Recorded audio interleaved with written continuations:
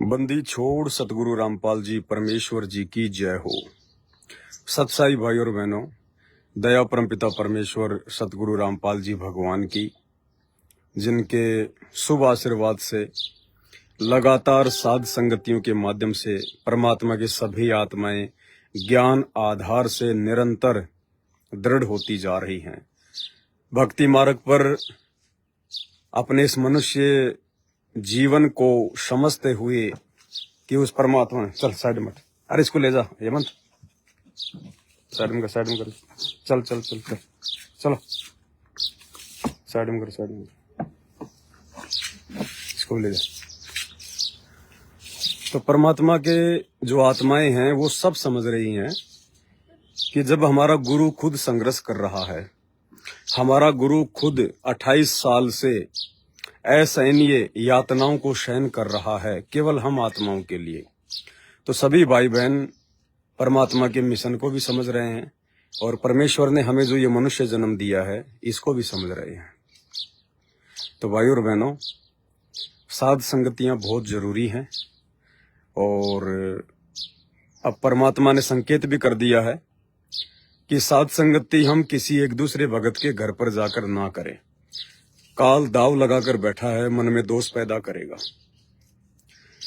तो परमात्मा के आशीर्वाद से दास ने तो बहुत पहले ही संदेशा डाल दिया था कि अब साध संगतियां जो पहले हुआ करती थी भक्तों के घरों पर, अब वो नहीं होंगी। केवल जो दृढ़ भगत हैं, जो साध संगति से जुड़े हुए हैं, क्योंकि हमें थोड़ा सावधान रहने की जरूरत है। काल साध संगतियों में भी अपना जो षड्यंत्र है वो पहले से ही जो है वो चलाता आया है। अब हमने विशेष ध्यान रखना है। साध संगति में भी बहुत सारे ग्रुप बनते जा रहे हैं।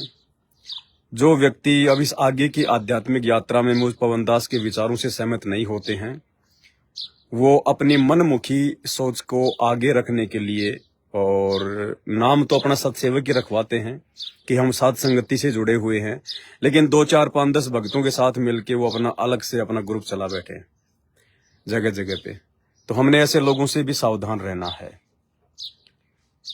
और दास को परमात्मा जब भी प्रेरणा करते हैं, दास लाइव आता है, आप लोगों को साध संगतियों की सूचना दे दी जाती है।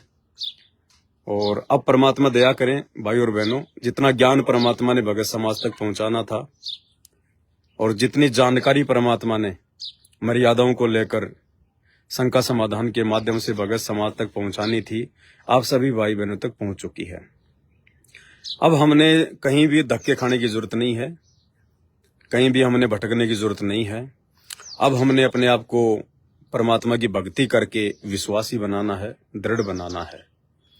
बाकी समय समय पर परमात्मा दास को जो भी सत्प्रेरणा करते हैं भक्ति मार्ग से लेकर, वो सारी बातें, सारे संदेशे दास आप भाई बहनों तक पहुंचाता ही रहता है लाइव आकर। तो अब आप केवल लाइव ही जुड़े, लाइव के माध्यम से ही जो भी आगे का संदेश होगा, जानकारी होगी, आप भगत भाई बहनों को हम देंगे। तो आज रात्रि 8 बजे, आज 15 मई है, 15 मई 2024 रात्रि 8 बजे हम सभी भगत भाई बहन 1-1.5 घंटे के लिए लाइव आएंगे। कुछ एक मुद्दे जो शेष रह गए थे, विशेष ऑडियो नंबर 36 में 2-4 भगत भाई बहनों ने कुछ शंकाएं जाहिर की थी।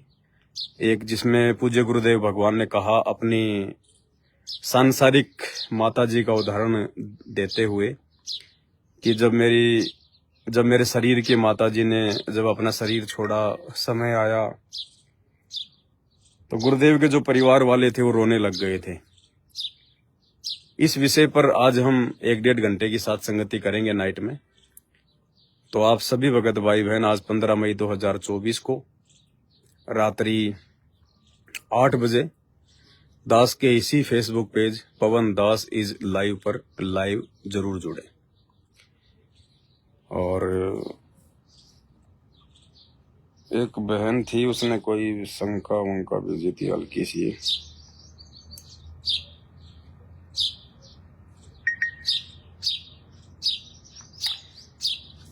एक बहन है, काफी समय से परमात्मा से जुड़ी हुई है। अब भाई और बहनों, इस प्रकार की नादानी देखकर हमें बड़ा दुख होता है कि आत्माएं इतने दिनों से परमात्मा सतगुरु रामपाल जी भगवान का सत्संग सुन रही हैं, ज्ञान सुन रही हैं, साध संगति से भी जुड़ी हुई है। फिर भी भाई और बहनों, इस ज्ञान को समझ पाना कोई सामान्य बात नहीं है। परमात्मा की वाणियों को समझना ये कोई सामान्य बात नहीं है, कोई बच्चों का काम नहीं है।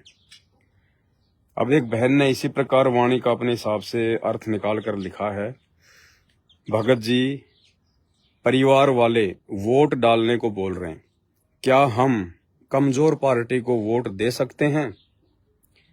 नीचे उन्होंने परमात्मा की वाणी का हवाला दिया है कि हरिजन तो हारा तो हरिसो मिले और जीता यम की लार। यानी परमात्मा की इस वाणी का उन्होंने अपने तरीके से एक गलत अर्थ निकाला है कि हरिजन की हारा तो हर्षों मिले, यानी जो हारने वाली पार्टी है, जो कमजोर पार्टी है, यदि हम उसको वोट देंगे तो परमात्मा हमसे जो है वो प्रसन्न होगा। नहीं, इस वाणी का ये मतलब नहीं है।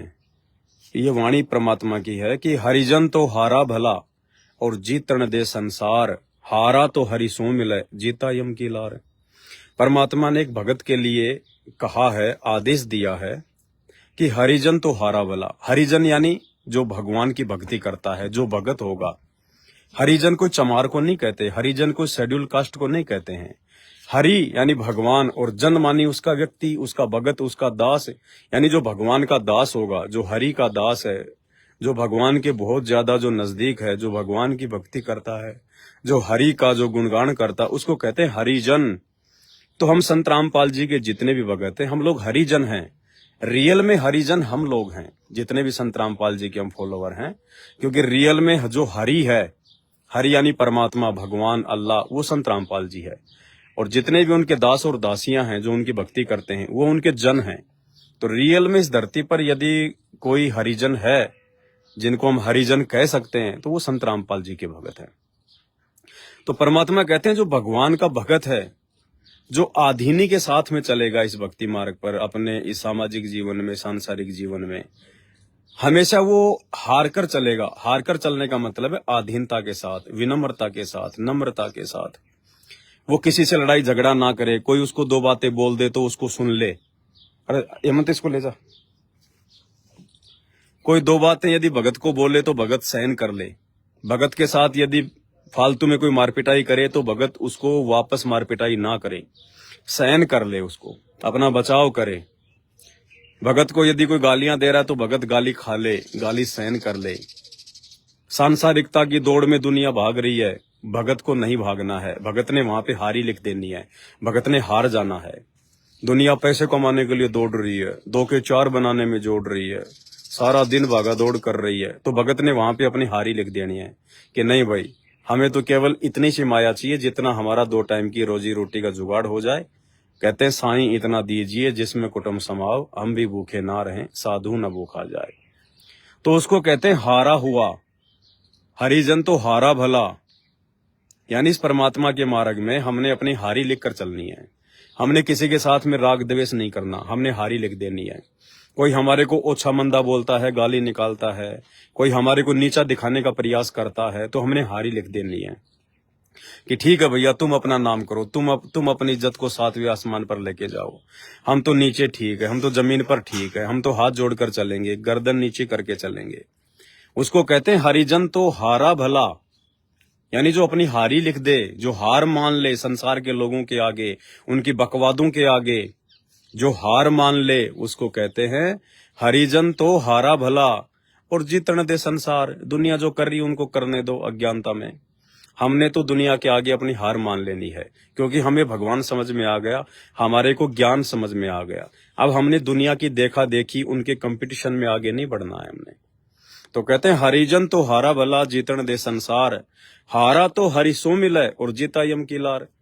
जो अपनी हारी लिख देगा, जो संसार की बकवादों के आगे हार जाएगा, यानी ज्ञान आधार से उसकी इच्छा ही नहीं होगी सांसारिक इन बकवादों की, उसको कहते हैं हार जाना। तो कहते हैं ऐसा यदि कोई व्यक्ति होगा, ऐसा यदि कोई भगत होगा, तो परमात्मा की नजरों में उसकी इज्जत बढ़ जाएगी, वो परमात्मा के हृदय में समाने के लायक हो जाएगा। परमात्मा उस हारी लिखने वाले भगत को अपने चरणों में जगह दे देते हैं। हारा तो हरिसों मिले, ऐसा यदि कोई भगत होगा, आधीन होगा, दास होगा, विनम्र होगा, तो कहते हैं वो हरि से मिलेगा, यानी उसको परमात्मा की प्राप्ति हो जाएगी, उसको मोक्ष की प्राप्ति हो जाएगी। और जीतण दे हारा तो हरिसु मिले, जीतण दे संसार। हारा तो हरिसु मिले और जीता यम की लार। और जो बिल्कुल गर्दन ऊपर करके चलते हैं, अहंकार में चलते हैं, भगवान का नाम लेते नहीं हैं, कोई समझाए तो उनकी बातें नहीं मानते हैं, बात बात पर लोगों के साथ में लड़ाई झगड़ा, छोटी छोटी बातों को लेकर फसाद, तो कहते हैं उनको तो फिर काल पकड़ के ले जाएगा। जीता यम की लार, उनको जीतने दो जगत वालों को, उनको फिर काल पकड़ के लेके जाएगा। तो इस प्रकार इस वाणी का मतलब है ये। अब इतने दिनों से आप बहन परमात्मा का ज्ञान सुन रही हो और फिर भी आप इन वाणियों को कहाँ क्या सेट करना है, इन वाणियों के माध्यम से परमात्मा हमें क्या समझाना चाह रहे हैं, वो आप जी समझ नहीं रहे। अपने अपने हिसाब से चलोगे तो बात नहीं बनेगी। परमात्मा कहते हैं सब सुमरे अपने अनुमाना, तो गति लखी न जाए, कहे कबीर कृपया कर जन पर ज्यों की त्यों समझाए। तो ये परमात्मा की सामान्य से दिखने वाली वाणियां भी संकेतों में है, कोड वर्ड में है, तत्व ज्ञान युक्त हैं। इनको कोई ये ना सोचे कि हम तो बस हमें हमारे गुरुजी ने बता दिया और हमने समझ लिया। परमात्मा की एक वाणी के सैकड़ों अर्थ निकलते हैं, सैकड़ों अर्थ जगह जगह पर। तो बहन जी वोट तो हमने वैसे ही नहीं डालना है, हमारा और वोट का लेना देना क्या? वोट डाल के हमारे को यहाँ पे गधा बनना है क्या? उस राजनेता के पाप कर्म हमने अपने सिर पर लेने हैं क्या? हमने तो भक्ति करके अपने पाप कर्मों का भार अपने सिर से उतारना है। और तुम इनको वोट डालकर, क्योंकि वोट तुम जिसको डालोगे, भाई कोई राजनेता बनेगा, कोई मंत्री बनेगा, कोई विधायक बनेगा, तो कैसे बनेगा? आप लोगों की वोट से बनेगा। आप लोगों का वोट मतलब आप लोगों का समर्थन। अब मान लीजिए वो व्यक्ति जीत गया, अब जीतने के बाद वो कोई भंडारे तो करेगा नहीं, वो कोई समाधि लगा के तो बैठेगा नहीं। राजनेता है, दुनिया में सबसे बड़े झूठे, सबसे बड़े करप्ट जो होते हैं वो राजनेता होते हैं। राजनेता का कभी विश्वास नहीं किया जा सकता है। एक आम कहावत है कि वैश्या पैसे लेकर कम से कम थोड़ा बहुत तो सुख प्रदान करती है लोगों को, राजनेता तो वो भी नहीं करते, टोटल हजम कर जाते हैं। यानी वैश्या से भी गिरा हुआ है, बताया राजनीति को परमात्मा ने, वैश्या से भी जो है वो गिरा हुआ। अब यदि आप उनका समर्थन करेंगे, आप उनको वोट देंगे, वो जीतेगा। अब जीत के क्या करेगा वो? जिन जिन लोगों ने उसको फाइनेंशियली सपोर्ट किया है, उसको पैसे दिए हैं चुनाव के लिए, उनमें से कोई तो दारू के ठेके का फार्म भरेगा, कोई बूचड़ खाने का फार्म भरेगा, कोई शराब की फैक्ट्री का फार्म भरेगा, कोई बियर की फैक्ट्री का ठेका लेगा। अब उसकी मजबूरी है उन लोगों को वो ठेके देना, उन लोगों को वो सुविधाएं प्राप्त करवाना, क्योंकि उन तमाम लोगों ने उस राजनेता को चुनाव में आर्थिक सहयोग किया है। अब वो क्या करेंगे वो राजनेता, बताओ? अब वो जितने भी दारू के ठेके खोलेगा, बीड़ी सिगरेट की दुकानें खुलवाएगा, बियर की दुकानें खुलवाएगा, शराब की दुकानें खुलाएगा, जितने भी वो झूठ बोलेगा, जितने भी झूठे वादे करेगा वो लोगों के साथ में, जितने भी वो कुकर्म करेगा, या जितने भी लोगों को कुकर्म करने के लिए वो छूट देगा, सहयोग देगा, और जितने भी कुकर्म होंगे उसके कार्यकाल में, और आपने उसको सपोर्ट किया है, आपने उसको वोट दिया है, आपके समर्थन से वो कुकर्म करने के लिए जीता है, तो उसके तमाम कुकर्मों में आपका सहयोग रहेगा 5 वर्ष तक, जब तक वो राज करेगा। एक सरपंच से लेकर एक राष्ट्रपति तक, यदि आप किसी को भी सपोर्ट करते हैं तो भगत होकर, भाई संसार वाले हैं, वो जो मर्जी करें, उनको क्या करना है, किसको वोट देना है, कौन सी पार्टी को देना है, वो जाने, उनका काम जाने। हम भगत हैं परमात्मा के, हमने तो यहां से पीछा छुड़वाना है भक्ति करके। और ये राजनीति तो सबसे बड़ी गंदी चीज है, सबसे बड़ी गंदी चीज है, इससे बड़ी हराम कोई चीज नहीं है। ये लोग कितने नीचे गिर जाते हैं अपनी कुर्सी के लिए, अपनी राज्य की प्राप्ति के लिए, अपने शासन को यथावत बनाए रखने के लिए, चुनावों में जीत प्राप्त करने के लिए। कितनों को ये लोग मरवा देते हैं, कितनों का ये लोग बुरा करवा देते हैं, कितनों की ये लोग आत्मा दुखाते हैं। इनको कोई फर्क नहीं पड़ता है, क्योंकि ये काल के सीधे एजेंट होते हैं ये राजनेता। और परमात्मा ने भी सत्संग में कह रखा कि ये भगवान की शरण में नहीं आएंगे, ये तो जब गधे बन लेंगे ना तब परमात्मा की शरण में आएंगे, किसी और जन्म में। वर्तमान में ये सतगुरु रामपाल जी की शरण में नहीं आ सकते, भगत नहीं बन सकते। ये अगर नाम भी लेंगे तो खाली फॉर्मेलिटी करेंगे ये। तो भाई और बहनों, हमने परमात्मा की वाणियों को समझना है, मालिक के मिशन को समझना है। दुनिया ने नेता चुनना है, दुनिया चुन लेगी, हमें कोई लेना देना नहीं। कोई भी बने, हम तो अपनी मेहनत का खा रहे हैं, वो राजनेता थोड़ी दे रहा हमें। वो राजनेता तो खुद राजनेता बन के दुनिया लूटता है, देश को लूटता है, वो अपनी मौज मस्ती करता है, वो ऐसो आराम करता है। राजनेता हमें देता क्या है? वो तो लेता है जनता से, भिखारी है वो तो। जनता के वोटों की भीख मांग के राजा बनता है, फिर जनता के टैक्स का पैसा खाता है, फिर वो हैं, और फिर दुनिया भर का पाप अपने सिर पर लाद लेता है। और फिर परमात्मा ने यहाँ का विधान बताया कि राजा अगले जन्म में जो है वो गधी की योनि में जाता है। सीधा ये विधान है, एक हरि की भक्ति बिन राजा गधा होय, माटी लदे कुमार की घास न डाले कोई। तो ऐसे गधों को सपोर्ट करेंगे क्या हम भगत? तो ये तो कॉमन सेंस की बात है। परमात्मा हर चीज को खोल के थोड़ी बताएंगे। इन चीजों को समझने के लिए भगवान ने हमारे को ये सत्संग दिए हैं, तत्व ज्ञान दिया है, ऊपर से भगवान ने सत्संगति से जोड़ दिया। तो अब भी यदि हम नहीं समझेंगे, उस परमात्मा के मकसद को नहीं समझेंगे, फिर हम काहे के भगत हैं? क्यों भक्ति कर रहे हैं? फिर हम तो ड्रामेबाजी कर रहे हैं, खाली फॉर्मेलिटी कर रहे हैं। फिर हम तो, हमें कोई डर ही नहीं है कि ये मनुष्य जन्म छूट गया तो क्या होगा, फिर हमारे साथ में क्या बनेगी हमारे साथ में। परमात्मा कितने दुखी हो रहे हैं, कितने परेशान हो रहे हैं। जेल में बैठकर भी परमात्मा को सुख चैन नहीं है, वहां से भी उन्हें हमारी चिंता है। एक एक घंटे के, डेढ़ घंटे के सत्संग जेल से भेज रहे हैं भगवान, और हम अपनी भक्ति को लेकर जरा भी जो है वो चिंतित नहीं है। भाई ऐसे बात नहीं बनेगी, समय निकल जाएगा। आज जैसे बंगाल वाले सुरजीत दास भगत जी को, अब सबकी अपनी अपनी भक्ति होती है। उनके बच्चे को परमात्मा ने जो है वो दर्शन दिए या फिर उनको साक्षात दिखाया कि भाई अभी तक सन 1994 से सतगुरु रामपाल जी भगवान जी अपना ज्ञान देने लगे। आज 2024 हो गई, 28-30 साल हो गए, और उसको परमात्मा ने बताया कि अभी तक सतलोक के लिए केवल 40 या 50 आत्माओं का ही सिलेक्शन हुआ है। और भाई और बहनों, दास की नजरों में तो 40-50 भी ज्यादा है। जितना दास को परमात्मा ने सद्बुद्धि बख्शी है, जितना दास ने इस परमात्मा के ज्ञान को उन्हीं के आशीर्वाद से समझा है, और दास जो संगत के बीच में रहा है, दास ने सतलोक आश्रम मैनेजमेंट हरियाणा को भी खूब अच्छे से देखा है। गुरुदेव का जो कलयुगी बेटा बेटी भाई बंधु रिश्तेदार कोऑर्डिनेटर हैं, दास ने उनकी भी बहुत संगति की है, आश्रम में भी की है, बरवाला कांड के बाद भी की है। उनके आचार विचार व्यवहार से भी दास बहुत अच्छे से परिचित है। और साथ संगति में भी परमात्मा ने दास को 8-10 साल तक लगाए रखा है। साथ संगत वालों से भी मैं बहुत अच्छे से परिचित हूं। दास का जो आकलन है वर्तमान में भाई और बहनों, दास का आकलन ये कहता है कि 40-50 आत्माएं भी बहुत ज्यादा हैं, इतने भी नहीं हैं जो आज वर्तमान में पूर्णतया सतलोक जाने के लिए तैयार हों। 40-50 भी नहीं है, लेकिन परमात्मा की दया। लेकिन आगे फिर उस भाई ने बताया कि बाद में जब विमान को जब परमात्मा लेके गए, तो बहुत सारे आत्माओं को जिनको परमात्मा ने सेलेक्ट किया था, उनको भी परमात्मा ने छोड़ दिया कि तुम अभी पूरी तरह से सतलोक जानने के लिए योग्य नहीं हो, और अपनी भक्ति करो, फिर तुम्हें मैं किसी और जन्म में जो है संभालूंगा।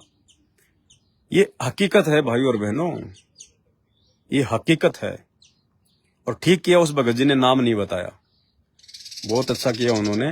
जो परमात्मा ने जिन जिन आत्माओं को मतलब जो सेलेक्ट किया है सतलोक के लिए कि हाँ ये आत्माएं बिल्कुल मेरे ऊपर आश्रित हैं, समर्पित हैं, ये अब मुझसे दूर नहीं हो सकती, चाहे कुछ भी हो जाए, ये भक्ति से दूर नहीं हो सकती अब। तो उन आत्माओं का नाम उन्होंने नहीं बताया, बहुत अच्छी बात है। वरना बाकी जो आत्माएं हैं फिर उनके मन में दोष पैदा हो जाता है, शंका पैदा हो जाती है। और दास ने भी उनसे नहीं पूछा, ना मुझे पूछने की आवश्यकता है भाई और बहनों, क्योंकि मुझे भी जानने की आवश्यकता नहीं है। वो तो मालिक का काम है, वो किसको लेकर जाएंगे किसको लेकर नहीं जाएंगे। इस वीडियो को देखने के बाद भी 1-2 भगत भाई बहनों को शंका हो गई। दास के पास उन्होंने मैसेज किया कि भगत जी, आज परमात्मा ने जो लिस्ट निकाली है तो उसमें केवल 40 से 50 भक्तों का नाम है, और भगत जी क्या ये फाइनल लिस्ट है? क्या इसके बाद में परमात्मा किसी को लेकर ही नहीं जाएंगे अब? तो देखो भाई और बहनों, ऐसा नहीं है। दास आप लोगों को पहले भी कहता आया है कि छटनी हमेशा होती रहेगी, छटनी हमेशा होती रहेगी। जिस प्रकार स्कूल में एडमिशन तो हजारों बच्चे ले लेते हैं, लेकिन आगे की जो क्लास है उसमें जाने के लिए कौन कौन योग्य है, उसके लिए हर साल एग्जाम होते हैं। कुछ बच्चे फेल हो जाते हैं, कुछ बच्चे रह जाते हैं, वो फिर से तैयारी करते हैं। तो इसी प्रकार जब तक धरती पर सतगुरु रामपाल जी भगवान के पावन चरण कमल हैं, यानी जब तक हमारे पूज्य गुरुदेव सतगुरु रामपाल जी इस धरती पर जो है वो प्रकट हैं, जब तक वो लोगों को नाम देंगे, ज्ञान देंगे, समझाएंगे, तब तक ये लिस्ट बनती रहेगी। ये पहली लिस्ट बनाई है परमात्मा ने 30 साल में लाखों आत्माओं को जोड़ने के बाद केवल 40 से 50 आत्माएं, और वो भी सारी की सारी आत्माएं साध संगत से ही परमात्मा ने वो सेलेक्ट की है। देखो दास, बार बार मैं कोई अपनी तरफ से नहीं बोलता भाई और बहनों। और रही बात देखो राग द्वेष ईर्ष्या की, तो हमें तो किसी से राग द्वेष ईर्ष्या है नहीं। और मुझ दास से यदि कोई राग द्वेष ईर्ष्या रखता है तो मुझे उसका कोई जो है फर्क नहीं पड़ता, क्योंकि यहां तो दुनिया ने भगवान को नहीं छोड़ा, तो भगवान के भगत की क्या औकात है कि सबके दिल में जगह बना के बैठ जाएंगे। अरे भगवान सतगुरु रामपाल जी आए हुए हैं, पूरी दुनिया को आत्म कल्याण का रास्ता बता रहे हैं। आज मुश्किल से आधा % लोग भी उनके भगत नहीं है, बाकी दुनिया तो उनके विरोध में ही है। बाकी सारी दुनिया उनके विरोध में है, क्योंकि उनके ज्ञान को वो समझ नहीं पा रही, उनके विचारों को वो समझ नहीं पा रही। अनजाने में उनको सनातन धर्म का विरोधी कह देती है, हिंदू धर्म का विरोधी कह देती है, जबकि असल में जो सनातन धर्म है वो सतगुरु रामपाल जी का पंथ है। और आने वाले समय में 2028 के बाद में ये दुनिया के जितने भी तथा कथित ये धर्म, हिंदू, मुस्लिम, सिख, ईसाई, जैनी, बौद्ध, ईसाई, पारसी, मंगोली, यहूदी, ये जितने भी धर्म हैं जो मनमुखी लोगों ने जो है वो बना रखे हैं, ये सारे के सारे मनमुखी धर्म संत रामपाल जी के आदि सनातन धर्म में शामिल हो जाएंगे।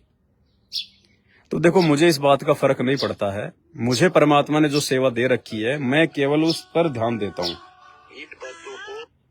केवल उसी पर मैं अपना फोकस करता हूँ। कौन मेरे बारे में अच्छा बोलता है, कौन मेरी बढ़ाई करता है, कौन मेरी बुराई करता है, इस बात से मुझे कोई फर्क भी नहीं पड़ता, क्योंकि मुझे मेरे मकसद का पता है, मुझे मेरे टारगेट का पता है, मैं क्या कर रहा हूं मुझे उस बात का अच्छे से पता है, मेरे परमात्मा मुझसे क्या करवा रहा है उस बात का मुझे अच्छे से पता है। बाकी विरोधी तो संत रामपाल जी भगवान के ही हैं। जब लोगों ने भगवान का विरोध तक नहीं करना छोड़ा, लोग इस कुक्रम से बाज नहीं आए, तो पवन दास को कहां से सपोर्ट करेंगे। तो भाई विरोध करने वाले विरोध अपना करते रहेंगे। तो दास ये कहना चाह रहा है कि भाई और बहनों, ये पहली लिस्ट है, पहली लिस्ट, और इस लिस्ट के माध्यम से परमात्मा ये दिखाना चाह रहे हैं कि साध संगति से ही भगत छटेंगे। आपको दास बार बार कहता है कि साध संगति ही सतगुरु रामपाल जी भगवान का यथार्थ 13वां सत कबीर पंथ है। साध संगति से जुड़कर ही हम असल में संत रामपाल जी के दिल में जगह बना सकते हैं, हम एक योग्य सुयोग्य भगत बन सकते हैं, हम सतलोक जाने के अधिकारी बन सकते हैं। साध संगति एक ट्रेनिंग सेंटर है, इस ट्रेनिंग सेंटर से समय समय पर परमात्मा अपने भक्तों की लिस्ट बनाएगा, छटनी करेगा। दूसरा कोई तरीका नहीं है। दास बहुत समय पहले से आप भाई बहनों को ये बातें बोलता आ रहा है। वर्तमान में हो सकता है कुछ भाई बहनों को ये बातें ना जचे, ना समझ में आए। अब ना समझ में तो देखो संत रामपाल जी के सत्संग भी नहीं आ रहे लोगों को, संत रामपाल जी का मिशन भी दुनिया को समझ में नहीं आ रहा। लेकिन ये थोड़ी है कि उनका मिशन गलत है या उनकी बातें गलत है, उनका ज्ञान गलत है। आज नहीं तो कल आएगा, ठोकर खाएंगे तब आएगा, दुख उठाकर आएंगे, परेशानियां उठाकर आएंगे, प्राकृतिक आपदाओं से दुखी होकर आएंगे, तब समझ में आएगा। तो ऐसे ही ये साध संगतियां भाई सतगुरु रामपाल जी भगवान का चलाया गया मिशन है, और साध संगति से ही परमात्मा समय समय पर अपने भक्तों की छटनी करते रहेंगे, और ये लिस्ट निकलती रहेगी। जब तक सतगुरु रामपाल जी भगवान साक्षात धरती पर प्रकट हैं तब तक लिस्ट बनती रहेगी। ये कोई फाइनल नहीं है लिस्ट। और जिन आत्माओं को परमात्मा ने सेलेक्ट कर लिया, अब नाम तो उनके नहीं बताए जा रहे, अच्छी बात है।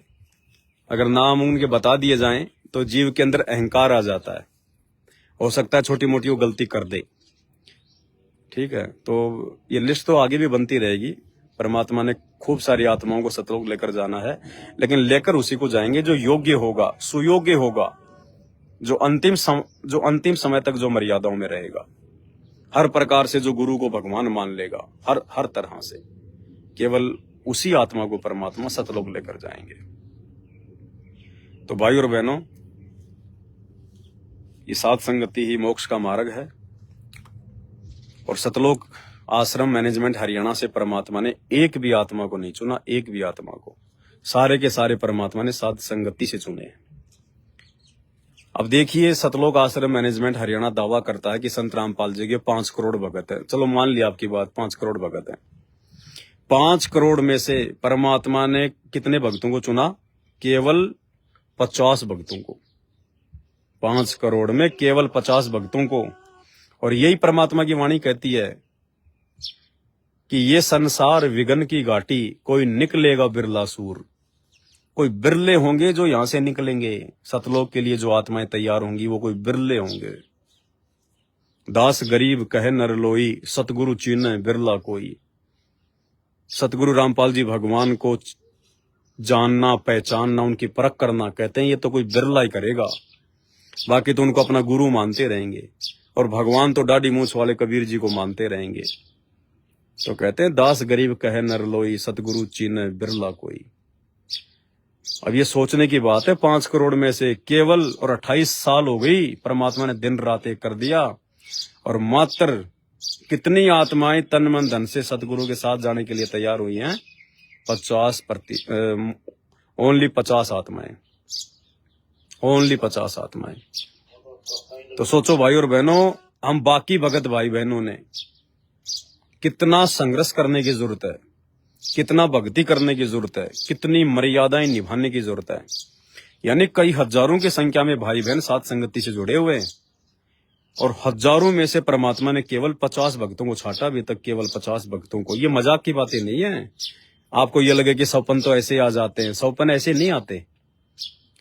परमात्मा ने सौपन के बारे में बहुत कुछ बता रखा है। आज तक जितने भी आत्माओं को परमात्मा सतलोक लेकर गए ना, इन करोड़ों भक्तों में से सबको सौपन में लेके गए। आप जितने भी इंटरव्यू सुनेंगे ना, सब यही कहेंगे कि रात को परमात्मा आए, मुझे सतलोक लेकर गए, मुझे वहां घुमाया, मुझे ये घुमाया। आप इंटरव्यू सुन लेना आप सबके। परमात्मा आत्मा लेकर जाता है, ये शरीर थोड़े लेके जाएगा जो खुली आंखों से लेकर जाएगा।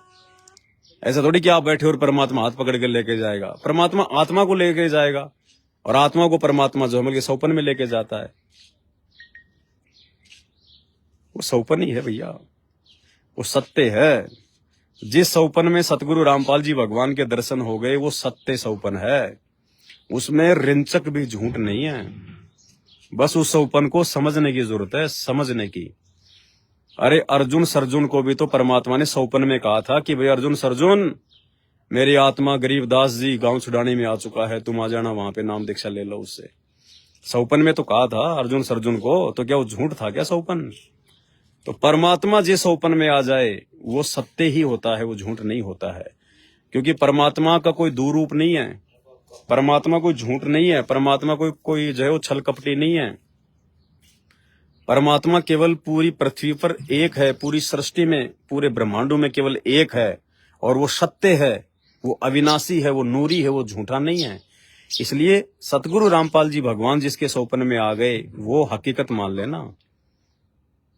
ये बहुत गहरी बातें हैं। अभी तो नॉर्मल चीजें नहीं समझ पा रहे भाई बहन, ये आगे की बातें कहां से समझ पाएंगे।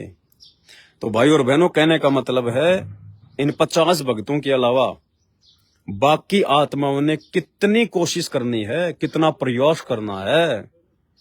उनके तो छोड़ दो, सतलोक आश्रम मैनेजमेंट हरियाणा वालों की तो बातें छोड़ दो, वो तो कचरा है। उनकी तरफ तो परमात्मा ने देखा तक नहीं। गुरुदेव ने सुरजीत भगत जी के बच्चे को जो सौपन में दिखाया, तो सुरजीत भगत जी के बच्चे ने बताया कि मैनेजमेंट वालों की तरफ तो गुरुजी ने देखा तक नहीं, नाराज थे। और साध संगत में जो हजारों भगत भाई बहन थे, उनमें से केवल परमात्मा ने 50 को छांटा। तो सोचो बाकी जो भगत भाई बहन जो साथ संगति में जुड़े हुए हैं, वो भी अभी उनको कितना और ज्यादा संघर्ष करना है, कितना ज्यादा उनको भक्ति करनी पड़ेगी, उनको मर्यादाओं में रहना पड़ेगा, हर प्रकार से उनको परमात्मा को जो है वो प्रसन्न करना पड़ेगा, कितनी कोशिश करनी पड़ेगी। ये बेड लगा लिया घर पे, फॉर्मेलिटी के लिए नहीं लगते बेड। परमात्मा को परमात्मा मान के लगाया जाता है। 3 समय का भोग, अब जल्दबाजी में बेड तो लगा दिया, अब भोग लगाते आ रही है दिक्कत है। ऐसा नहीं चलता भाई। कोई भी क्रिया करो तो उसको अंत तक निभाना पड़ता है, और सच्ची श्रद्धा के साथ में निभाना पड़ता है। इस भक्ति मार्ग में फॉर्मेलिटी नहीं चलती, क्योंकि ये सत्य मार्ग है। हमें सत्य लोक में जाना है, हम सत साहिब की भक्ति कर रहे हैं। बाकी आज रात्रि 8 बजे, आज 15 मई 2024 रात्रि 8 बजे भगत भाई बहन लाइव जुड़िए। छोटी मोटी परमात्मा की ज्ञान चर्चा करेंगे। अगर ये चर्चाएं होती रहेंगी तो आत्मा को अपनी खुराक मिलती रहेगी, जानकारी मिलती रहेगी। भक्ति मार्ग पर हम दृढ़ होकर चलते रहेंगे।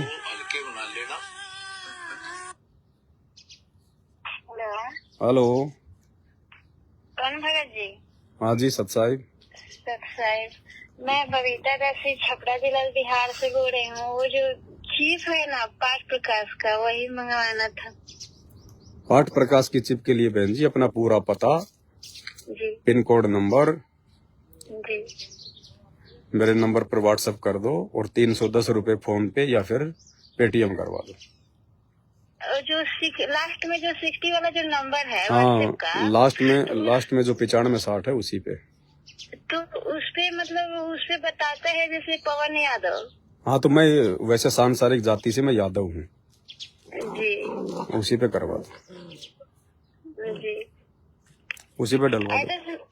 एड्रेस में पिताजी का भी नाम, जहाँ भी आप रहती हो अपने पति के साथ या अपने पिताजी के साथ में, तो उसका नाम लिख दो।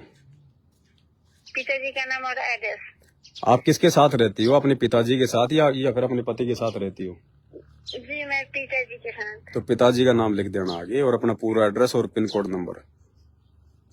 जी। और सात संगति में जाने के लिए कोई एड्रेस जैसे? सात संगतियां भी नहीं हो रही बहन जी, सात संगतियां जो है बंद हो चुकी हैं। अब केवल दास लाइव आता है, वो ही सात संगति है बस।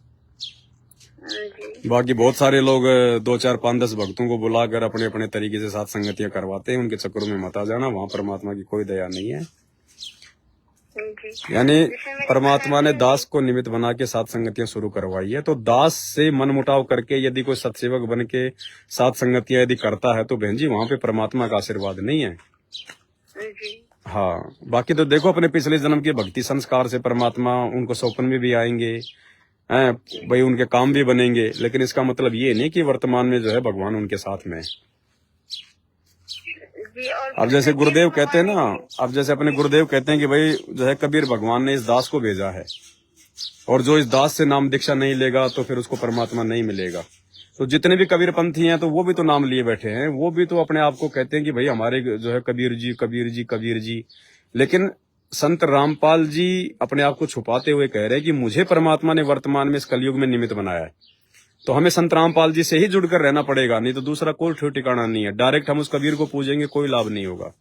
ठीक इसी प्रकार बहन जी दास को परमात्मा ने सात संगति के लिए निमित्त बनाया है, तो दास से कोई मनमुटाव करके कोई भी सात संगतियां सफल नहीं होंगी। भले वो करे, ऐसा थोड़े कि वो ऐसा भाई कोई दास से हट जाएगा मनमुटाव कर लेगा तो परमात्मा शाम पहले उसको मार देगा, ऐसा कुछ नहीं है। ये तो सबके अपने अपने संस्कार हैं। ये तो जगत वाले भी तो खूब खा रहे हैं पी रहे हैं नाच रहे हैं, वो तो नाम भी नहीं जानते परमात्मा का, तो ये तो अपने अपने संस्कार हैं।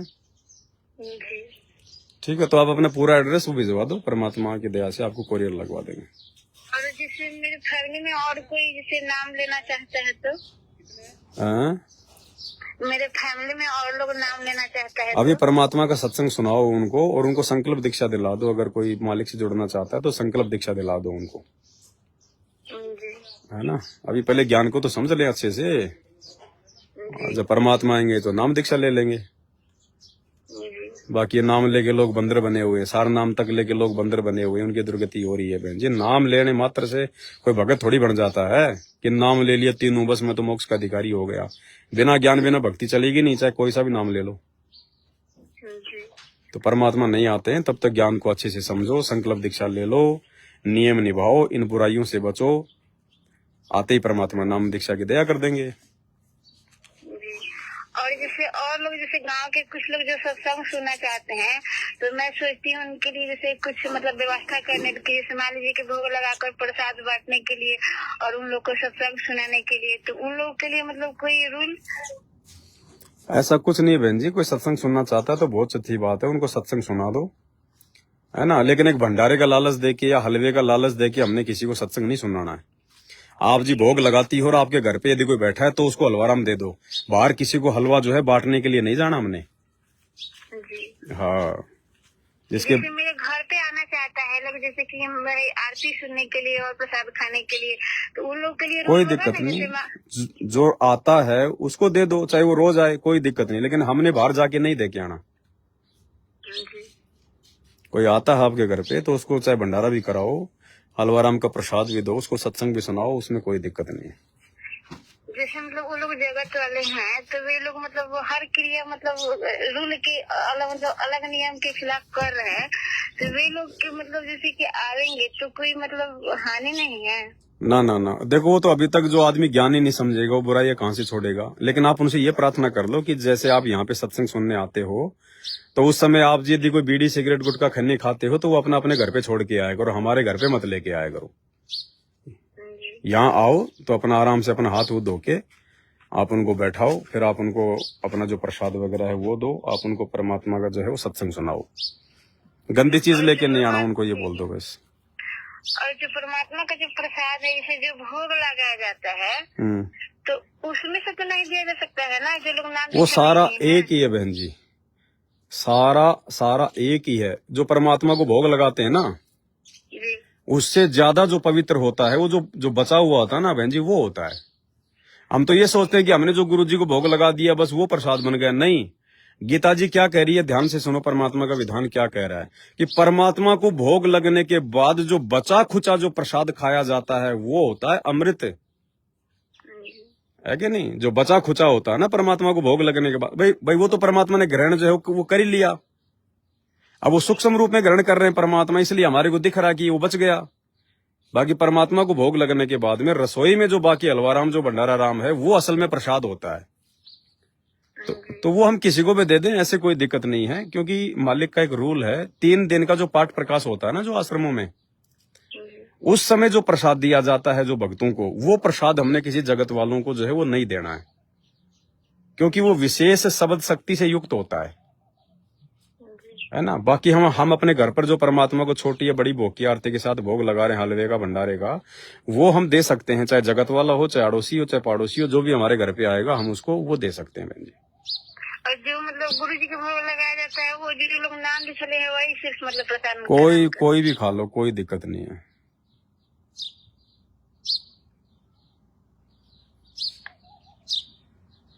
और जैसे मान लीजिए फैमिली के जो भी लोग हैं वे लोग किस तरह से रह रहे हैं, जैसे मान लीजिए कि जो खाना है तो उसमें से जैसे पिताजी हैं तो श्राद्ध करके लाते हैं, दाल चावल वो सब बनता है, तो उसमें से खाना पड़ता है। क्या लाते हैं? जैसे जो श्राद्ध होता है। क्या मतलब कोई पंडित फैमिली से हो गया आप?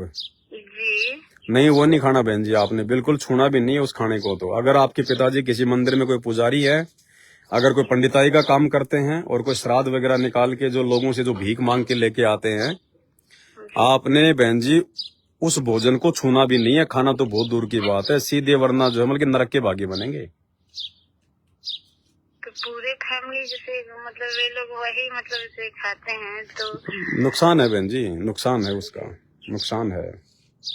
अब आपकी मजबूरी है तो केवल आप उसको, ठीक है भाई, भगवान को भोग लगा के मालिक से प्रार्थना करके कि परमात्मा मेरी तो मजबूरी है, मैं जाऊं कहाँ पे, खाऊं क्या, तो आप उसको खा सकती हैं, ठीक है ना।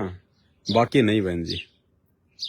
बाकी यदि आप सक्षम है, आपको अपना छोटा मोटा काम धंधा जो है वो कर सकती हैं, तो फिर आपने ऐसे मलिन भोजन को हाथ में नहीं लगाना जो पंडिताई करके लाते हैं, जो श्राद्ध से लेके आते हैं। वो तो जहर है, जहर, मलिन है वो। हाँ, तो जैसे अगर वे मतलब संकल्प दीक्षा नाम लेंगे तो वे मतलब छोड़नी पड़ेगी पंडिताई, छोड़नी पड़ेगी बिल्कुल। सारे ये कुकर्म है, ये पंडिताई करना, ये श्राद्ध वगैरह निकलवाना, ये कुकर्म है, ये छोड़ने पड़ेंगे। अगर संकल्प लेना है तो पहले ज्ञान को समझो, इन कुकर्मों से दूर हटना पड़ेगा, नहीं तो अगले जन्म में जिन का खा रहे हैं सबका गधा कुत्ता बनना पड़ेगा, बैल बनना पड़ेगा उनको। विधान है परमात्मा का, जब तक ये कुकर्म नहीं छोड़ेंगे वो संकल्प भी नहीं कर सकते। मालिक की पूर्ण मर्यादाओं में रहकर ही भक्ति बनेगी। ऐसे तो पूरी दुनिया ना नाम ले ले परमात्मा का, इतना अच्छा ज्ञान है। अगर गुरुजी के नियम ना हो तो बाकी संतों के वहां पे तो एक भी बैठा हुआ नहीं मिलेगा, सारे के सारे संत रामपाल जी के पंथ में आ जाएंगे। लेकिन परमात्मा कहते हैं मेरे को भीड़ नहीं चाहिए भैया, मेरे को तो सतलोक जाने के लिए जो आत्माएं जो तैयार हों वो चाहिए। ऐसे अगर अपने गुरुजी ने भीड़ जोड़नी होती तो बहन जी इस ज्ञान के साथ अगर नियमों में गुरुजी अगर ढील दे दें, पूरी दुनिया की लाइन लग जाए। लेकिन ऐसा नहीं करना ना परमात्मा को, मालिक का अपना कोई स्वार्थ नहीं है ना, वो तो आत्म कल्याण के लिए आए हैं बहन जी। तो आत्म कल्याण के मार्ग में जो नियम है वो तो प्रथम है। क्योंकि जैसे जो वैक्सीन लिया जा रहा था ना, तो उस समय मुझे पता नहीं था, तो मैं फर्स्ट वाला वैक्सीन ले ली, उसके बाद आपकी वीडियो मिली, उसके बाद सेकेंड वाला वैक्सीन मैं नहीं ली। तो ये मुझे ऐसा लगा कि जो अनजाने में गलती होगी वो तो परमात्मा माफ कर देते हैं, लेकिन जो जान कर मतलब गलती करी जाएगी उसको तो परमात्मा माफ नहीं करेंगे। तो मुझे ऐसा लगता है कि कहीं ना कहीं जो मेरे पिताजी जो लाते हैं उसमें से मैं खाती हूँ, तो ये कहीं ना कहीं जानबूझकर मैं गलती कर रही हूँ। गलती तो हो रही है बहन जी। देखो, जैसा खाओगे अन्न वैसा होगा मन, जैसा करोगे आहार वैसे होंगे विचार। गलती तो गलती है बहन जी, क्योंकि वो शास्त्र विरुद्ध साधना है, और शास्त्र विरुद्ध साधना के माध्यम से वो दुनिया को भी गुमराह कर रहे हैं। एक सत्संग में परमात्मा ने बताया कि गलत ज्ञान का प्रचार करना सबसे बड़ा जो है वो अपराध है। तो आपके पिताजी तो शास्त्र विरुद्ध कुकर्म करवा रहे हैं, श्राद्ध वगैरह निकलवाना, पंडिताई करना, वो तो सीधा सीधा जहर है बहन। लेकिन फिर भी आपका इतना बचाव है क्योंकि अभी आप जी जो है बल्कि अभी आप कुंवारी हो ना, अभी आपकी शादी थोड़ी हुई है। हाँ, तो इसीलिए आपकी ये मजबूरी है, आपकी ये मजबूरी है। लेकिन फिर भी आप जी बहन जी जो है प्रयास करो उनको ज्ञान समझाने का, उनको इनके विषय में बताने का कि आप जहर मत खाओ, ना आप अपने परिवार को जहर खिलाओ। इसके परिणाम बहुत भयंकर हैं, आगे चल के भुगतने पड़ेंगे। ये कोई मजाक की बातें नहीं है। जब तक उनकी बैटरी चल रही है ना पिछले जन्म की, तब तक चल रही है। अब अचानक से मर जाते हैं इतने सारे लोग, भाई इतने बड़े बड़े लोग हैं, इतने अच्छे अच्छे लोग हैं। आज दिन हम लोग अखबार में देखते हैं, टीवी में देखते हैं, होर्डिंग गिरने से 30 मर गए, भूकंप आने से 50 मर गए। क्यों मर गए भाई? भले उनमें कोई पंडिताई भी कर रहा था, उनमें कोई बहुत बड़ा कोई पंडित भी था, कोई श्राद्ध भी निकलवाता था, कोई मंदिर का पुजारी भी था। क्यों मर गए वो? इसलिए मर गए क्योंकि वो शास्त्र विरुद्ध कुकर्म कर रहे थे। और आज से पहले जो वो जी रहे थे, उनकी श्वासें जो चल रही थी, वो केवल उनकी बैटरी थी। उनके पिछले जन्म की जो भक्ति थी, जो पुण्य थे, वो चल रहे थे। और जैसे बैटरी डिस्चार्ज हो गई, ये कार्ड नहीं देखता फिर तू कौन से मंदिर का पुजारी है, कौन सी मस्जिद का तू पीर है, ये उसी समय उसकी श्वासें खींच लेता है। और रही बात बहन जी वैक्सीन की, तो देखो वैक्सीन यदि अनजाने में किसी भगत की अगर लगी है, यदि वो संत रामपाल जी का भगत है, भक्ति कर रहा है, मर्यादा में है, और अनजाने में यदि उसने वैक्सीन लगवा ली, तो देखो परमात्मा उसकी रक्षा करेगा। और जिन लोगों ने जानबूझकर वैक्सीन लगवाई है, मुझ पवन दास के वीडियो देखने के बाद भी जिन लोगों ने वैक्सीन लगवाई है बहन जी, उनका तो बुरा हाल होगा। वो चाहे संत रामपाल जी के भगत हों, चाहे वो किसी की पूजा करें, वो जहर तो उन पे असर करेगा ही करेगा। क्योंकि एक तो उन लोगों की वैसे ही मर्यादा नहीं है। सतलोक आश्रम मैनेजमेंट हरियाणा के आश्रमों से जुड़े हुए लोगों की एक तो वैसे ही मर्यादा नहीं है, कोई मर्यादा में है ही नहीं। चिड़ी का बच्चा भी मर्यादा में नहीं है उन लाखों में, और ऊपर से उन्होंने वैक्सीन ठुकवा रखी है। अब वैक्सीन के दुष्परिणाम सबके सामने आ रहे हैं। खुद वैक्सीन वाली जो कंपनी, उसने भी ये स्वीकार कर लिया कि भैया हाँ ये बिल्कुल ये गड़बड़ कर रही है। और आए दिन मर भी तो रहे बहन जी, जवान जवान मर रहे हैं, और पता नहीं कितने मर रहे हैं। क्योंकि ऐसे तो कोई डाटा इकट्ठा थोड़ी होता है, ऐसे कोई मतलब की पता थोड़ी चलेगा कि भाई उसके घर में मर गया। अब कोई एक्सीडेंट हो जाए गाड़ी, उसका तो लोगों को पता चल जाए, क्योंकि वो तो धमाका होता है। अब ऐसे गुपचुप में हर घर में मर रहे हैं लोग, युवा मर रहे हैं, जवान जवान मर रहे हैं, तो कोई मालूम थोड़ी पड़ रहा है, लाखों मर रहे हैं। अब ये आंकड़ा जो है ये तेजी से बढ़ेगा, क्योंकि बहन जी वो जहर था, वो वैक्सीन नहीं थी, ये षड्यंत्र था काल का। दास ने 1 घंटे का वीडियो बनाया था उस समय कि समझ जाओ, बच जाओ, काल तुम्हें डराएगा कि तुम्हारे बच्चों को स्कूल में एडमिशन नहीं होने देंगे, तुमको राशन नहीं लेने देंगे, तुमको बसों में यात्रा नहीं करने देंगे। अरे भाड़ में जाए बसें, भाड़ में जाए राशन। ये जीवन बड़ा है या फिर यात्राएं बड़ी है? जीवन अगर सुरक्षित रहेगा तो सब कुछ ठीक रहेगा ना। लेकिन नहीं माने लोग तो मानने कहां थे, खुद संत रामपाल जी के भगत ही नहीं माने। और देख लो आप, संत रामपाल जी के भगत भी तो मर रहे हैं बहन जी। और ये 2024 और 25 में ये तेजी से बढ़ेगा। ये हार्ट अटैक आना, ये खून का थक्का जमना, ये तेजी से बढ़ेगा। ये बहन जी होना है, ये काल का षड्यंत्र है। वो आमने सामने की लड़ाई नहीं लड़ता, वो साम दाम दंड भेद से जीवों को मारता है। तो मरेंगे बहन जी, चाहे संत रामपाल जी के भगत हों, चाहे ब्रह्मा विष्णु महेश के भगत हों। जिन्होंने गलती की है, गलती है। हाँ, जिनके भक्ति संस्कार जिनके मजबूत हैं, वो तो चाहे जहर खा लो तो भी नहीं मरेंगे। और बहन जी जिस दिन वो संस्कार समाप्त हो जाएंगे, वो पिछले जन्म के पुण्य समाप्त हो जाएंगे, वो चाहे बस में बैठा है, चाहे ट्रेन में बैठा है, चाहे ऑफिस में बैठा है, चाहे गाड़ी चला रहा है, काल वहीं से उठा के चोटी पकड़ के ले जाएगा। क्योंकि जैसे मुझे फील होता है, मुझे ऐसा लगता है कि जैसे काल किसी भी रूप में मतलब ठग सकता है। जैसे मम्मी पापा भाई बहन किसी के रूप में वो अपना मतलब नियम भंग करवा सकते हैं। तो ऐसा लगता है कि मतलब मान लीजिए कि उस कंडीशन में कहीं ना कहीं मतलब परमात्मा के लिए पूरे फैमिली को छोड़ना भी उचित होता है। देखो, अगर परिस्थितियां यदि यहाँ तक आ जाएं, यदि परिस्थितियां यहाँ तक आ जाएं कि आपका परिवार आपकी भक्ति में बिल्कुल बाधक बन चुका है, आपको ठंडा पानी भी नहीं पीने दे रहा है, उस समय बहन जी हमने उस परिवार को त्यागने की सोचनी है। बाकी छोटी मोटी बातों को लेकर, छोटे मोटे लड़ाई झगड़ों को लेकर, छोटे मोटे मनमुटाव को लेकर परिवार त्यागना महामूर्खता है। क्योंकि आप छोड़ तो दोगे, आप जल्दबाजी में छोड़ तो दोगे, लेकिन फिर क्या करोगे? फिर अपने किसी भगत भाई को फोन करोगे, अपनी किसी भगत बहन को फोन करोगे, फिर परमात्मा तुमसे नाराज होगा। अगर भगवान के लिए छोड़ा है तो फिर भगवान पे आश्रित होना पड़ेगा। फिर भक्तों का आश्रय मत तको, भक्तों को फोन मत करो। फिर अपने दिमाग में पहले ये मत लाओ कि मैं 5 दिन वहां रह लूंगा, मैं 15 दिन वहां रह लूंगा, फिर परमात्मा नाराज हो जाएगा। फिर आपका घर छोड़ना, आपकी हालत हो जाएगी धोबी के कुत्ते वाली, ना घर के ना घाट के। मीरा बाई ने अंत में दुखी होकर, देखो मीरा ने बहुत संघर्ष किया, मीरा ने अपने परिवार को नहीं त्यागा, उसने मार पिटाई भी खाई, उसने गालियां भी खाई। अंत में जब नौबत यहां तक आ गई कि बिल्कुल रहने नहीं दे रहा था, तब मीरा ने उस परमात्मा के आश्रित होके अपना वो घर बार छोड़ के वो जोमल की वृंदावन चली गई। मीरा ने अपने किसी भगत भाई को फोन नहीं किया, मीरा ने अपने किसी भगत भाई से कोई संपर्क नहीं किया, ना उसने अपने किसी भगत भाई के आश्रित होकर कि मैं उस भगत के चली जाऊंगी, मैं उस भगत के चली जाऊंगी। सुना आपने कभी मीरा ने जब घर छोड़ा तो वो किसी भगत के घर पे रही थी? उसने भगवान के लिए छोड़ा और भगवान के नाम पे छोड़ा और पूर्ण विश्वास करके छोड़ा, तो परमात्मा ने उसकी व्यवस्था करी फिर वहां पे साधु संतों के बीच में।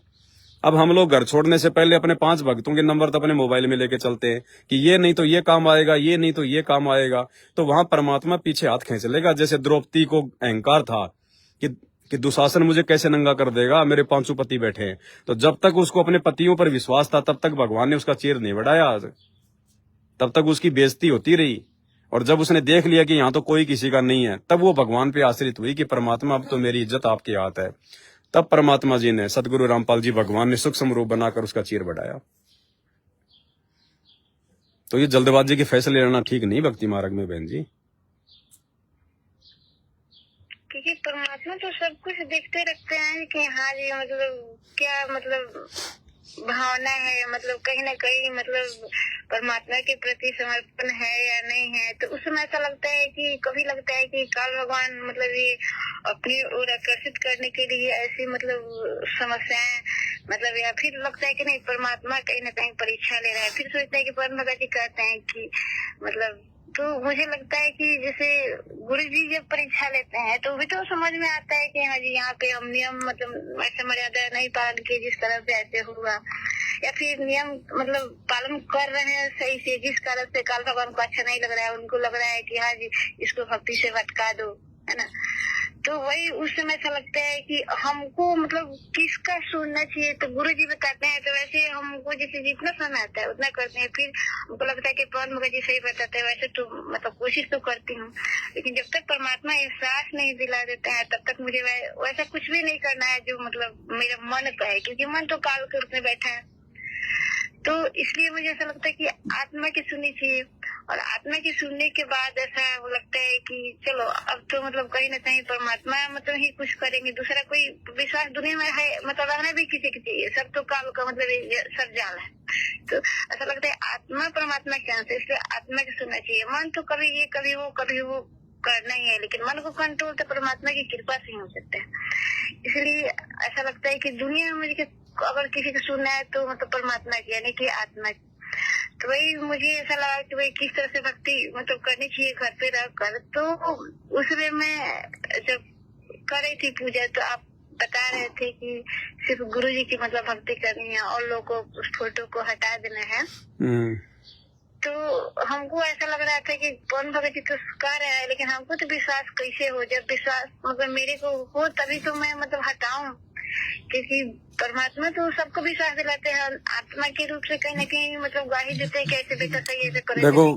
देखो बहन जी ऐसा है, अब मान लो आप वो अंधे और सामने से कोई हाथी आ रहा, पागल हाथी सूंड हिलाता हुआ मारने के लिए, और आपसे कोई आदमी कह दे, कोई आंखों वाला, कि हट जा रास्ते से हट जा, सामने से हाथी आ रहा है मारेगा।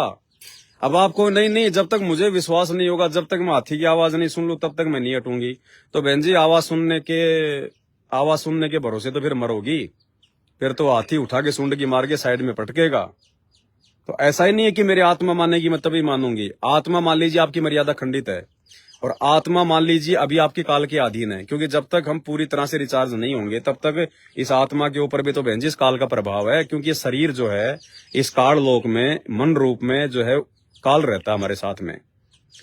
तो ये आत्मा भाई, ये फिलहाल तो जो है मतलब इसके मन के अधीन ज्यादा है, मन के अधीन ये आत्मा जो है ज्यादा है। जैसे हमें परमात्मा 28 साल से ज्ञान सुना रहे हैं, और कोई भी ऐरा गैरा व्यक्ति हमें कोई बात बोल देता तो उसकी बात पे हम लोग विश्वास कर लेते हैं। इसका मतलब 28 साल से भगवान ज्ञान दे रहा, उस पे इतना विश्वास नहीं। और कोई व्यक्ति कोई भी झूठ बोल देता, कोई अटपट बोल देता, उसकी बात पे हम जो मल की विश्वास कर लेते हैं, मन में मल की शंका पैदा कर लेते हैं। इसका मतलब अभी हमारे ऊपर मन का प्रभाव ज्यादा है। तो ऐसा नहीं है बहन जी कि भाई हमने मल की आत्मा की सुननी है, ना आत्मा की सुननी, ना हमने इस मन की सुननी। आत्मा तो बेचारी भावुक भी हो जाती है 2 मिनट में। आत्मा तो दो मिनट में भावुक होके और कोई भी फैसला ले लेगी। और मन जो है ये गुस्सा करके या वैसे जल्दबाजी करके कोई भी आपको जो हमारे निर्णय करवा देगा। तो हमने ना इस मन की सुननी, ना हमने इस आत्मा की सुननी। हमने देखो, अगर हम भक्ति कर रहे हैं, अगर हम लोग मर्यादा में हैं, तो बहन जी हमारे को जो हमारे सत्य प्रेरणा होगी, हमारे को एक प्रेरणा होगी। क्योंकि मालिक ने क्या बताया कि इस शरीर के अंदर इस काल ने तो अपना जो एजेंट है वो छोड़ रखा मन, और परमात्मा ने कोई आत्मा थोड़ी ना छोड़ रखी है अपना एजेंट। परमात्मा का जो एजेंट है उसका नाम है निज मन। तो हमने आत्मा की नहीं सुननी, हमने सुननी है बहन जी परमात्मा के एजेंट की, निज मन की। और निज मन क्या होता है, यानी कुछ एक क्षण के लिए जो भी काम हम करते हैं, जो भी विचार हमारे मन में आते हैं, तो और यदि हम भक्ति कर रहे हैं, हम भगत हैं, तो थोड़े बहुत समय के लिए मतलब निज मन की तरफ से एक जो है वो नोटिफिकेशन आता है कि क्या सही है और क्या गलत है। बस हमने उस चीज को जो है हमने वो समझना है। जैसे परमात्मा हमारे को संध्या आरती में कहते हैं ना कि या तन में मन मूर्ति देखो, कि तुम्हारे इस सर में, कि तुम्हारे इस शरीर में मन कहाँ है और जो परमात्मा का जो निज मन है वो कहाँ है। क्योंकि हमारे अंदर जो भी जो प्रेरणा होगी बहन जी वो इसी शरीर में तो होंगी। तो मन क्या प्रेरणा कर रहा है और परमात्मा का जो निज मन है वो क्या प्रेरणा कर रहा है। इसलिए परमात्मा कहते हैं या तन में मन मूर्ति देखो, यानी जो भी हमें जो प्रेरणाएं होती हैं उनमें हमने विचार करना पड़ेगा कि कौन सी प्रेरणा तो मन कर रहा है और कौन सी प्रेरणा जो है परमात्मा का निज मन कर रहा है। और वो जो प्रेरणाएं हैं उनको बहन जी हम उसी समय पकड़ पाएंगे जब हम अपने गुरु को भगवान मानेंगे और पूर्णतया मर्यादा में रहकर भक्ति करेंगे। अन्यथा हम जो है परमात्मा के संकेतों को जो है वो नहीं पकड़ पाएंगे। हम परमात्मा के सत्संगों के सीधे सीधे संकेतों को तो नहीं समझ पा रहे। अब जो परमात्मा जो प्रेरणा करेंगे जो सूक्ष्म रूप में, उनको बहन जी हम कहां से पकड़ लेंगे। इसलिए परमात्मा ने कहा, ये जो 36 नंबर का जो सत्संग था उसमें मालिक ने यही तो कहा ना कि संगत बहुत जरूरी है। ज्ञान और ज्ञान के बाद में जो दृढ़ भगत है उनकी संगत बहुत जरूरी है। और ये संगत बहन जी आप लोगों को परमात्मा ने 8 साल से दे रखी है। ये तो परमात्मा ने जो है मतलब आज जिक्र किया है मैनेजमेंट वालों के लिए तो कि भाई मतलब दृढ़ भगतों की साथ संगति बहुत जरूरी है। और तुम्हें तो परमात्मा ने 8 साल से साथ संगतियां दी हुई है बहन जी। 2016 से साथ संगतियां जो है वो चली हुई हैं। कि वे लोग ज्ञान की चर्चा नहीं करते हैं। वे लोग जैसे कि मतलब मैं बोली कि भोग लगाने के लिए, तो वो बोली कि भोग नहीं लगाना है, और मैं बोली मतलब ये सोची कि ज्ञान की चर्चा। तो परमात्मा के ज्ञान से निर्णय करो ना। इन चीजों में कोई आत्मा की सुनने की आवश्यकता नहीं है बहन जी। ये तो ज्ञान में है। ये तो गीता जी में लिखा हुआ है कि भाई उस परमेश्वर को भोग लगाए बिना जो लोग अन्न पकाते हैं वो तो पाप खाते हैं। तो परमात्मा कौन है, परमेश्वर कौन है, ये आज हमें समझ में आ गया। वो सतगुरु रामपाल जी हैं। तो भोग तो लगाना ही है परमात्मा को। और फिर जब आपको जो 3 समय की आरती की पुस्तक मिलती है उसमें परमात्मा ने भोग लगाने की विधि लिखी हुई है, भोग लगाने की आरती लिखी हुई है छोटी सी। तो क्यों लिखी परमात्मा ने, इसलिए तो लिखी ना।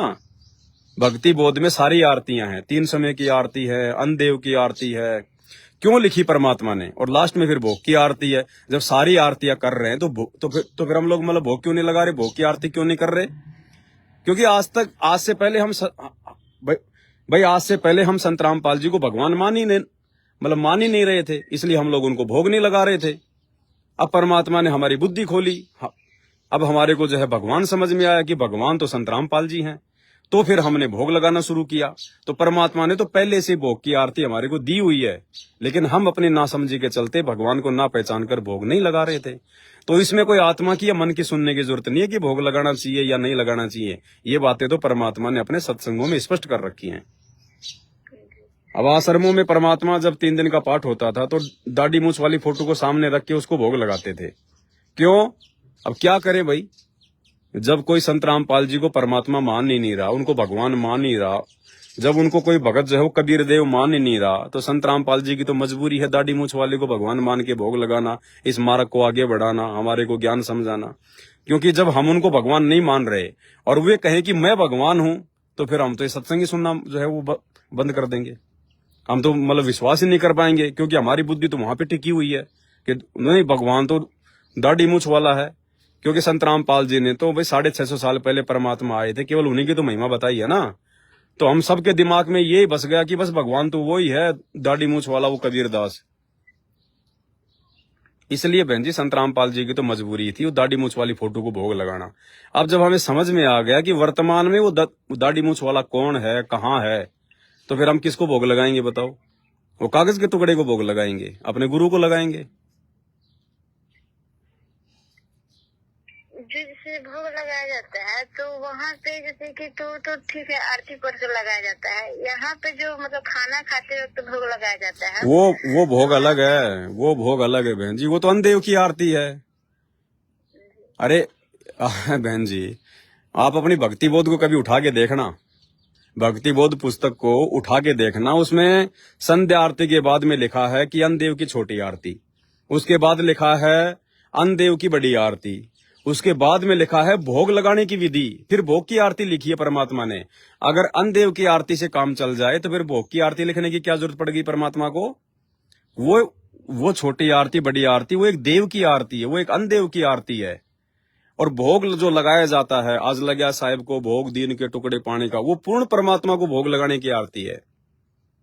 तो आरतियां जब अलग अलग हैं तो आरतियां तो भोग हम जिसको लगाएंगे वो भगवान भी तो जो है अलग अलग होंगे ना। अब एक तो सीधा सीधा मतलब कि अन्नदेव नाम आ रहा है, अन्नदेव की आरती, और एक परमात्मा को भोग लगाने की विधि। तो अन्नदेव अलग है, परमात्मा बहन जी वो अलग है। बाकी परमात्मा की जो शक्ति है वो उसमें समाहित है अन्नदेव में, वो तो सभी 33 करोड़ देवी देवताओं में जो है मतलब कि समाहित है उस परमात्मा की शक्ति। तो अब जैसे गाय अलग है, जैसे गाय के ऊपर बहन जी जैसे कोई मतलब कि निमन लिखा जाता है कि गाय एक पालतू जानवर है, गाय के 2 सींग हैं, गाय के 2 टांग है। अब वो टांगे बहन जी जैसे हम जो मतलब की महिमा तो कर रहे हैं गाय के अंगों की, गाय के 2 सिर हैं, 2 पैर हैं, 2 टांग हैं, लेकिन यदि गाय ना हो तो वो टांग कहां से आएंगी, वो सींग कहां से आएंगे, वो आंख कहां से आएंगी? तो इसी प्रकार यदि कोई गाय की अंगों का जिक्र करता है तो गाय की महिमा उसमें जो है बल्कि ऑटोमेटिक हो जाएगी, क्योंकि गाय के बिना उन अंगों का कोई मतलब नहीं है। तो इसी प्रकार 33 करोड़ देवी देवता ब्रह्मा विष्णु महेश जहां जहां इनका जिक्र आएगा और जो भी इनकी महिमा होती है, जो भी इनके द्वारा जो कार्य किए गए हैं, जब उनका कोई जिक्र आता है तो उस परमात्मा का सबसे पहले आएगा, क्योंकि परमात्मा की शक्ति के बिना ये कुछ भी नहीं कर सकते थे। उस परमात्मा की शक्ति के बिना इन देवी देवताओं का जो है कोई स्थान नहीं है। तो वो अन्नदेव अलग है बहन जी, और परमात्मा की भोग की आरती जो है वो अलग होती है। हम जो थाली में जो खाना खाते हैं, एक टुकड़ा जो तोड़ के साइड में जो हम लोग रख देते हैं, फिर जो अन्नदेव की हम जो मतलब छोटी आरती करते हैं कि आरती अन्नदेव तुम्हारी जैसे काया पले हमारी रोटी याद, वो कौन सी करते हैं? गरीब सुख देना दुख मेटना ताजा राखे तन सुरते तीसो खुश किए नमस्कार तो अयन। ये एक बहन जी अन्नदेव की आरती है, ये परमात्मा की आरती नहीं है। वरना परमात्मा ने अलग अलग लिखने की जरूरत क्या थी, एक ही लिख देते भक्ति बोध में। तो अभी तक लोगों को यही तो नहीं पता कि परमात्मा कौन है, भोग तो उसके बाद लगेगा। तो अब ये साध संगतियों से ये जो है खुलासा हुआ है कि परमात्मा तो सतगुरु रामपाल जी भगवान है, इसलिए बहन जी परमात्मा को भोग लगता है। तो जो खाना खाते वक्त मतलब भोग लगता है वो अन्न देव की भोग लगता है। वो तो अन्नदेव को भोग लगता है, छोटी बड़ी आरती। जी।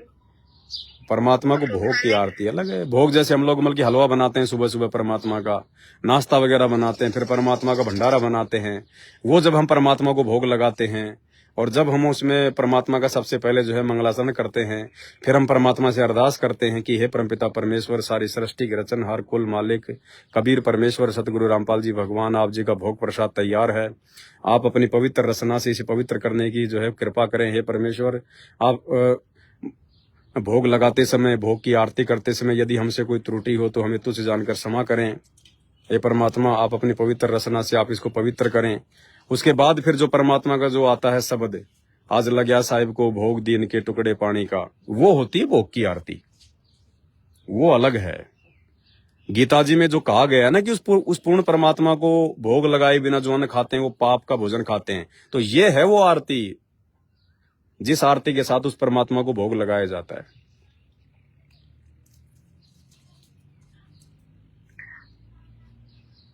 और कुछ पूछना है? और जो मतलब जल जो रखा जाता है, जिसको मतलब अमृत जल मतलब बनाया जाता है, उसको मतलब शीशे में भरकर गुरु जी के पास रख कर, कोई आवश्यकता नहीं आपको शीशे में जल भर के रखने की। आप रोज परमात्मा को भोग लगाती हो तो पानी का गिलास भी तो रखोगी। तो आपके घर में पाठ प्रकाश चल रहा है, वाणियां चल रही है भगवान की, 3 समय की आरती होती है, आप गुरु जी को भोग लगा रहे हो, जिस घर में आप जी मंत्र कर रहे हो, जिस घर में परमात्मा की आरती हो रही है, सत्संग चल रहे हैं, उस घर का तो सामान्य जल होता है रसोई का बहन जी, वो भी अमृत बन जाता है। अलग से रखने की जरूरत क्या है आपको? अलग से केवल हमने परमात्मा के विधान अनुसार उनका जो चरणामृत होता है केवल वो लेना है अलग। बाकी तो अमृत अमृत है भगत के घर में, तो चाहे कोई भी पानी हो। अब हमें ऐसा थोड़ी लगेगा कि हमने जो परमात्मा को भोग लगाया जो जलराम का, अब उसको हम चखेंगे तो वो तो बिल्कुल मीठा मीठा लगेगा, ऐसा नहीं है बहन जी। वो सूक्ष्म प्रभाव होता है परमात्मा की भक्ति का। परमात्मा अपना आशीर्वाद देते हैं, सूक्ष्म होता है वो।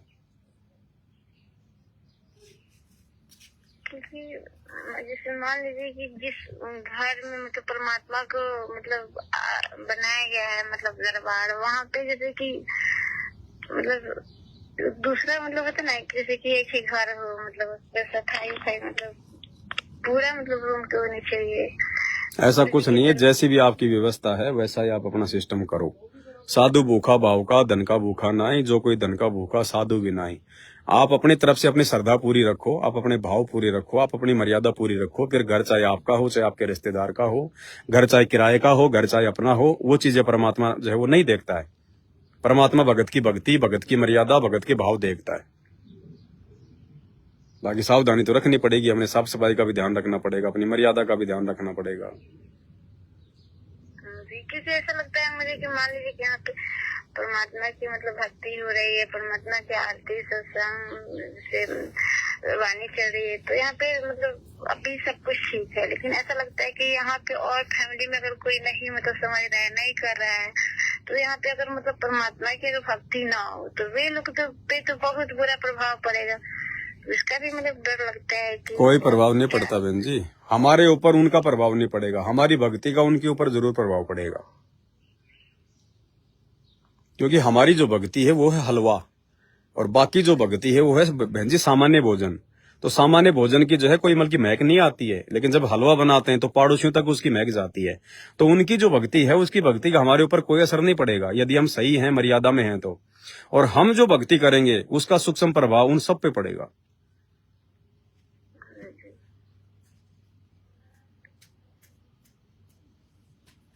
ठीक है बहन जी, आरती का टाइम हो गया, 6:30 बज गई। सत्साहिब। तो सत्साहिब भाई और बहनों, दया परमपिता परमेश्वर जी की 6:30 हो गए, आरती का समय हो गया। मालिक संध्या आरती करवाएंगे, उसके बाद फिर रात्रि 8 बजे घंटा 1.5 घंटे के लिए लाइव आएंगे। सभी भाई बहन लाइव जुड़िए। बंदी छोड़ सतगुरु रामपाल जी भगवान की जय हो।